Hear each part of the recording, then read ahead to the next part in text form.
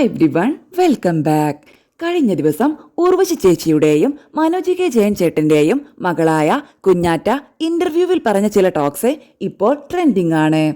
അവരുടെ വാക്കുകൾ ഇങ്ങനെ: ആരെങ്കിലും നെപ്പോ കിഡെന്ന് വിളിച്ചാൽ കുഞ്ഞാറ്റയുടെ മറുപടി എന്തായിരിക്കും? ഒന്നും ഫീൽ ചെയ്യില്ല. ഇപ്പോൾ ഡോക്ടറായിട്ടുള്ള ഒരു പേരൻസ് ആണെങ്കിൽ അവരുടെ മക്കൾ ഡോക്ടർ ആവണമെന്ന് തന്നെയായിരിക്കും അവർ ആഗ്രഹിക്കുന്നത്. അങ്ങനത്തെ കേസ് വരുമ്പോഴും ഡെഫിനറ്റ്ലി നെപ്പോ കിഡ് ഉണ്ട്.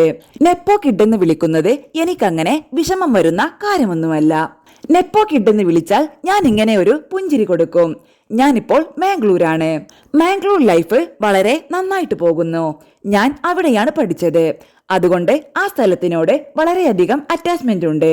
എനിക്ക് ഭയങ്കര ഇഷ്ടമാണ്. എപ്പോൾ പോകാനും ഇഷ്ടപ്പെടുന്നത് മാംഗ്ലൂരാണ്. അത് പേരൻസ് ആയിട്ട് പോകുവാണെങ്കിലും അച്ഛനൊക്കെ എപ്പോഴും വരും. അപ്പോൾ എനിക്ക് കുറച്ച് അറ്റാച്ച്ഡ് ആയിട്ടുള്ള സ്ഥലം മാംഗ്ലൂരാണ്. പഠിക്കാൻ വേണ്ടിയിട്ട് ഏറ്റവും ഇഷ്ടം എന്തിനോടായിരുന്നു?